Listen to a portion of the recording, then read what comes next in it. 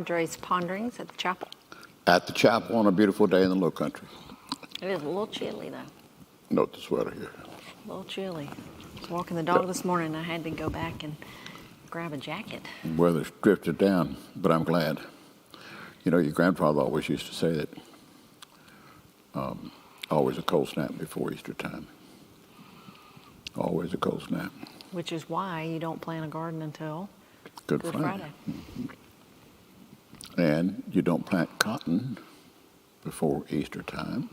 And you really wait up until May to do that, because cotton is a little teeny seed, and when it starts up, if it hits any cold weather up there, it'll get what they call the big leg, and it'll turn over and start going back down into the ground. Oh, my goodness. And it doesn't have enough nutrition in the little seed to get it to go back again. And if cotton gets the big leg, you got to start over. got to start over. You wasted all that seed. Cotton seed, not cheap. Not cheap. Nope. But that's another story. They might have perfected that by now. That's been a long time ago. But they might have a different kind of seed now that just comes right on up. Yeah. But I'm glad for a little nip. I hope there's a little nip in the air Easter morning, early. So the no-see-ums will be out. Yep. So you got enough to stay busy with? I was just working on bulletins for sunrise service. That's the only service with the bulletins, isn't it? We have Holy Easter. Week. Easter, yes. Holy Week, we have several services with them. Yeah, we'll have a little bulletin for the Bluff. Monday on the Bluff. Yeah, we've got Monday on the Bluff, and I like that service. I'll be out there doing Me that. too. A black cassock and red stole. Mm-hmm. And then Tuesday, right here. Tuesday's here, morning prayer and Lectio Divina. That has a bulletin. I haven't looked at it yet. Somebody else is doing that one.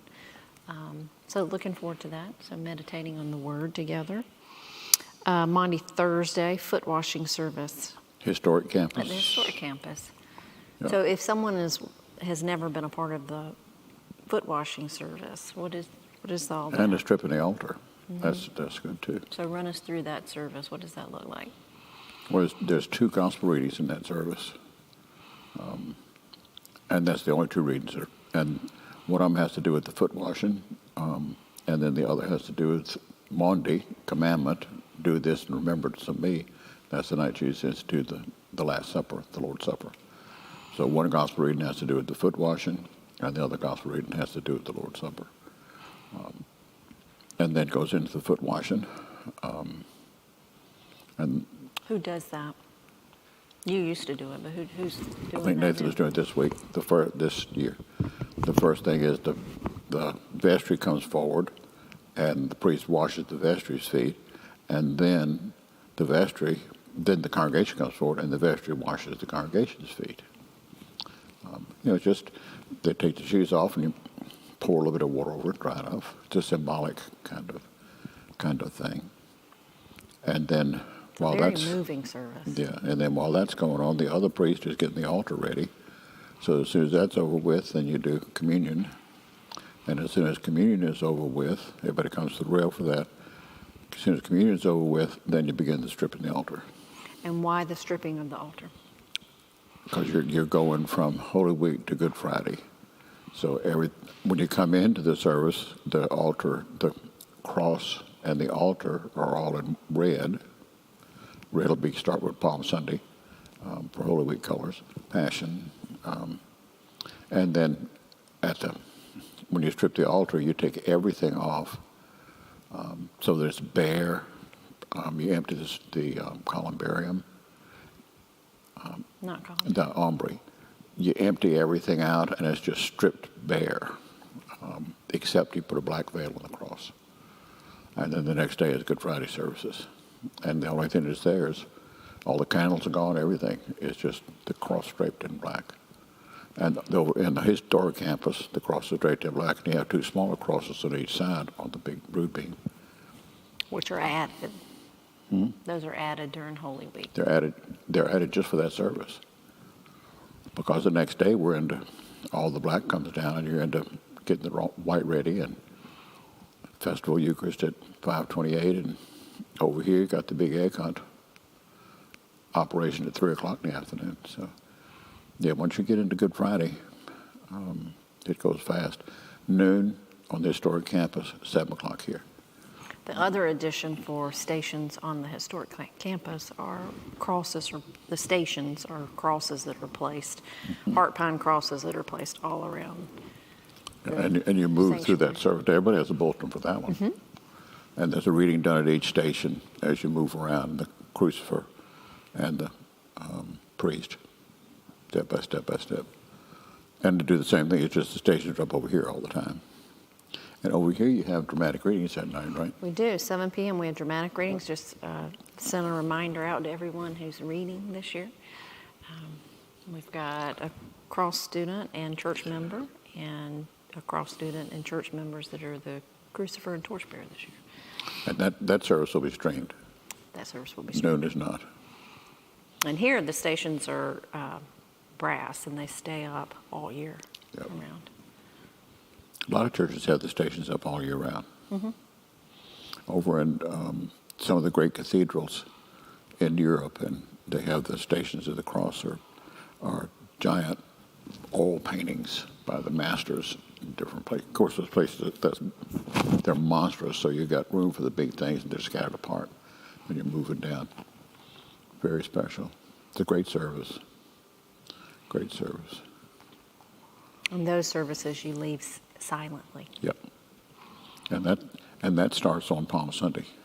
Palm Sunday is the start of Holy Week, and that service has no recessional. Everybody leaves when they want to leave. It's just you leave quietly. And that just gets you into that thing of into really the getting week. inside and thinking it through and meditating it. Well, that's the focus of the whole thing. So, very special time of year. And this year it looks like the flowers are blooming ahead of time. Everything's busting out. The little green pollen's is coming out everywhere. all over the place in the plants, and they'll have the ice cubes on the flowers at the masters up there. Somebody told me that's how they keep the azaleas and all to not bloom early. They put ice on They them. put ice around the bottom to keep them cold. Now, I don't know whether that's true or not, but that's what I've been told. It's a lot of, You know, it'd be a that's- lot of ice. Yes, but they do that, and then Yes, because the Masters this year is what, April 2 weeks after 7th? Easter. Easter's, No, 14th. yeah, Because then the next week is Heritage. yeah. Easter's was real early this year. Yeah, because they do like to have those azaleas in full bloom for the tournament. That's a beautiful course. Really is. Yeah, Easter's early. Easter's always the first Sunday after the first full moon after the spring equinox. In case you want to make a note of that. But in most places you can just hit the Google button, it'll tell you where it is. Exactly. But that's how the ancients worked it out. So full moon after March 21st. So this year's quick. It is early. And it's because Easter, the date of Easter floats. Christmas doesn't float. The date of Easter floats, and that's why the Epiphany season works like an accordion. This year was short. This year was short.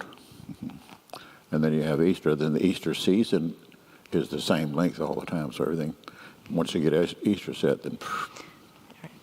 Because then Pentecost. yep, And then we get into ordinary time. yep, Pentecost season. Half the year. This year will be a little bit more than half a year because Easter's early. So, All right. Your sermon for Easter. You don't preach until Easter. no, You're preaching the Easter Monday. Saturday. Well, Preaching homily. the- That would be a little homily, right? that'll be on the bluff at noon. I'll be doing that one, and then I'll be preaching the 528 service. That'll be a big festival. The 528, the 9 o'clock on here, the 8 on historic, the 10 on all those services will be identical except be different people preaching. So I'll be preaching the 528 service on the historic campus and the 9 o'clock service here. What is your homily for the Monday communion on the bluff? Oh, no, I'm still praying about that. I usually do one of the miracles. You did Blind Bartimaeus. Was that last year or the year before on the way to Jericho? I think it was last year. But I'll do one of the miracles. Because it's the miracles are ways of taking old life and making them new. So that in the miracles, you can always pull on that theme of resurrection, the old made new. That's the theme of what I'm working with. The darker the night, the brighter the day for Easter. Resurrection, the two resurrections in Mary Magdalene's life. So it should be good. Should be. Should be. Should be good. Counting on it. Counting on it. Counting on it. Yeah. And there'd be a lot of nice people here. We get a lot of family visitors. Not our family, but family visitors or come to these services from all over the place. And it's a good place to come for Easter. That's beautiful. Now, there probably won't be as much of that this year because Easter is so early. But normally Easter's a bit later, and it matches up with a lot of schools having spring breaks in other parts of the country, so you get a lot of that. But, yeah, there'll be plenty of visitors. And we'll get a lot of friends who come once or twice a year. They'll be here. Maybe they live in other parts of the country. This will be the about a month after that is when the folks who Snowbirds. migrate north will start hitting the trail along about May. They'll do, so that always keeps the number of people pretty steady. But our service numbers don't go up and down a whole lot during the year. There was a time for that, but Bluffton's big enough now that when people move north, you got visitors coming in, so it just kind of all balances out. And since COVID, you don't really have a tourist season anymore. No, we don't. No, there's people here all the time. That technology to be able to keep people working from home and to make a difference where you are, that has changed up a lot with respect to tourism and fluctuating. And I'm sure that's true in other parts of the country too. And that's big news, good news for the restaurants and hotels and all the rest of that. So but we're very blessed with One a lot of people attending. area, though, that does take a little bit of a hit in the summer is God's Goods, because we have a lot of people who volunteer at God's Goods that do go Well, that's right. north. So they are having an informational meeting this Saturday. If you're interested in starting volunteering at God's Goods, they always need people, but especially in the summer months.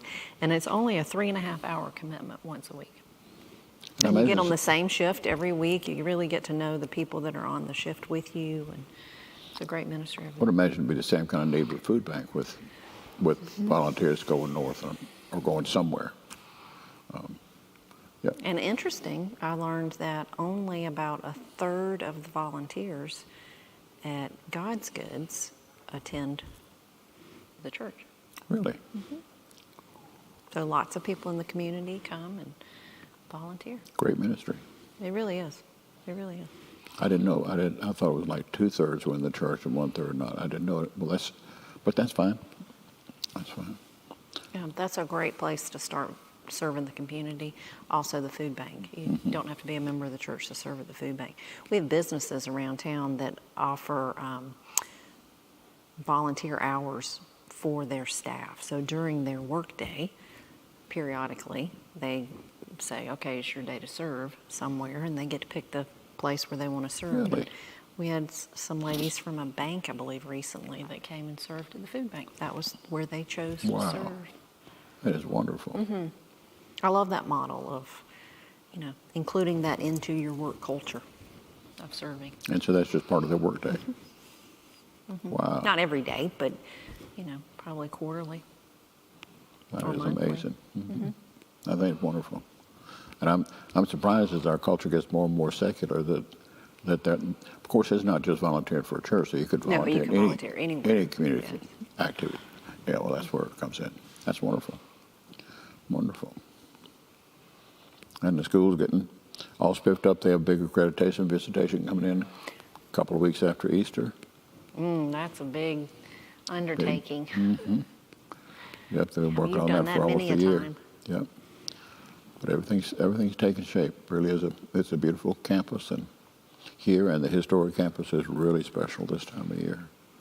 I was Lots of there people. yesterday picking up some stuff at the church, and the docents had already started, and people were just streaming in. Yeah. Lot That's of become a visitors. real mecca for tourists. That that the park is there and the big dock is down there. And I think that it's advertised as the number one place to visit in Bluffton Hilton Head, What? the Church of the Cross. Oh, Yes. great. So sometimes we have tour buses come in. So That's great. It's a beautiful Huge place to ministry. see. Like, very unique, and very active. I was over there for services this past weekend, pretty nice. And I always, before the early service, I always go out and walk around the columbarium out there and gaze out at whatever's out there. Yep.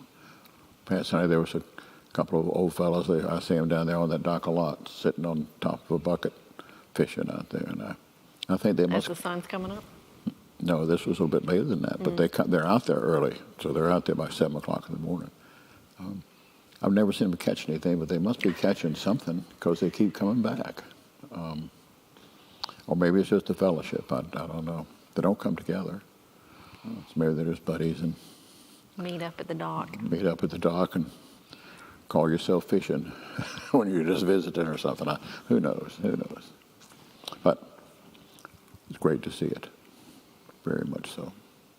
And this time of year, you get a lot of people coming and putting flowers on the graves that are all in that columbarium there.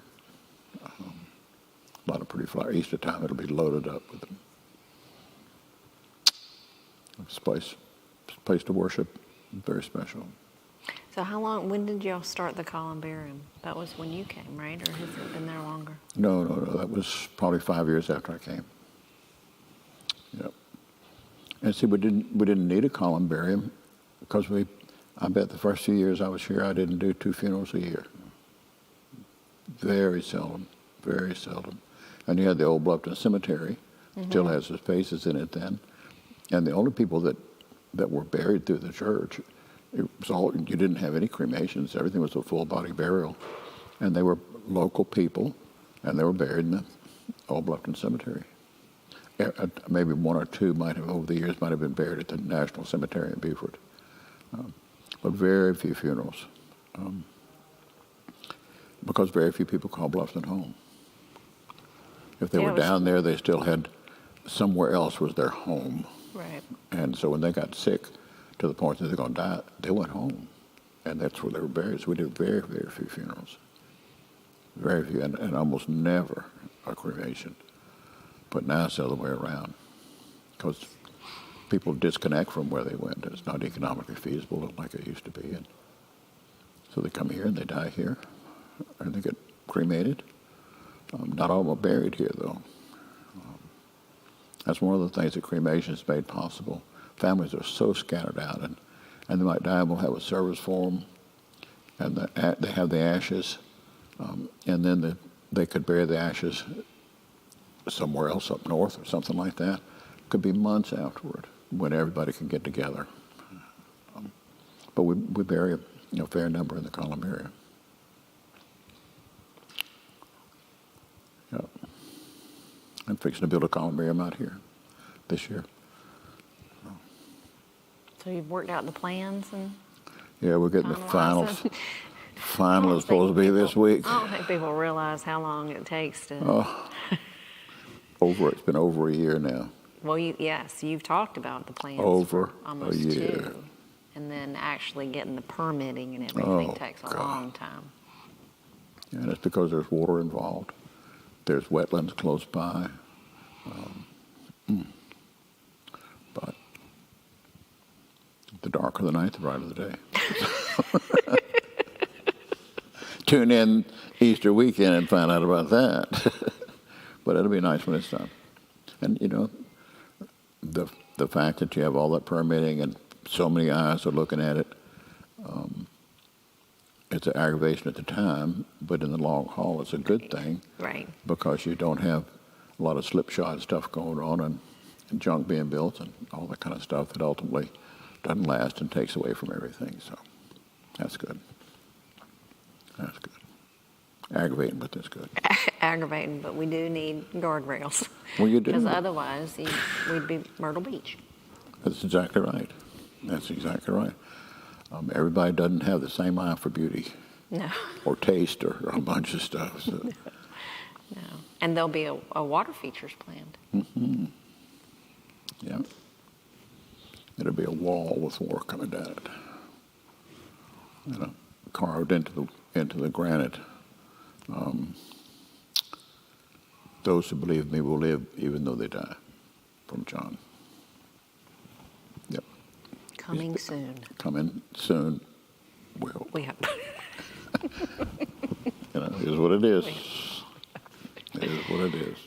All right. So next week, there's a lot happening. Palm Sunday this Sunday, and then rolling into services. We have services almost every day. We don't on Wednesday. Taking a little break on Wednesday. But grab the card on your way out of services this weekend and share them with your friends. And there's Holy Week on one side and Easter services on the other side. Both campuses are on that one card, Both aren't they? campuses are on this one card, yes. The cards have to get bigger and bigger because there's so much to put on it for both campuses. I would also lift up a thing. Food Bank is open during Holy Week. Food Bank is open during Holy Week. God's Goods is open during Holy Week. And then the week after Holy Week on Friday is when you have the big concert. We do. We have Hosanna Wong on April the 5th. I was driving down the road yesterday, and I've been listening to his radio. I don't usually listen to the radio, but I've been listening because Ethan Land did a commercial for us. And Sunday, he's like, Miss Rebecca, I have not heard it yet. I'm like, me neither, Ethan, but it's coming. I just know we're going to hear it. So I'm coming home from Beaufort yesterday, and I heard it on the radio. So Ethan did a promotional video, or commercial for us for Hosanna Wong, because it's a free event. So In the school? in the school Big gym. worship center, yep. Cinnabon food truck will be here if you want coffee and cinnamon roll. Little treat before you go into the gym. Okay. Really excited about that. She's got a new video coming out Friday night, actually, that she's been promoting. So looking forward to it. And it's about fighting our battles is what she's going to be talking to us about, which is good because we have those every day. Yep. Your mom and I'll be there for that. Got it on the calendar. Yep. Maybe they'll wear a blue sweater. I don't know. See what the weather looks like. She sometimes wears a, Charlie, what kind of hat is that called? It's not a stocking cap. It's Toboggan? no, they call it skull cap. Is that what it's called, Charlie? Beanie? I don't know. She wears a hat sometimes. Okay. And why was that important? You were talking about wearing your sweater. I was thinking, well, we could put a cap on you. Perhaps blend not. in. Perhaps not. Perhaps not. Perhaps not. No. Yeah. No. But she's bringing some of her books to sell, and Good. so I'm looking forward to it. And then she'll leave here, and she's headed up to Charleston to do Wonderful. an event in Charleston. So, yeah. So invite your friends to that. Grab some cards. There are cards for Hosanna Wong, and there are cards for Holy Week and Easter at all service locations. This week, Food Bank, they asked for spaghetti sauce, cereal, and chunky soup. Over 300 people were served yesterday. So huge, huge, huge ministry. Thank you for your part in that. All right. Well, go in peace to love and serve the Lord. Thanks be to God. See, when I say blessings, friends,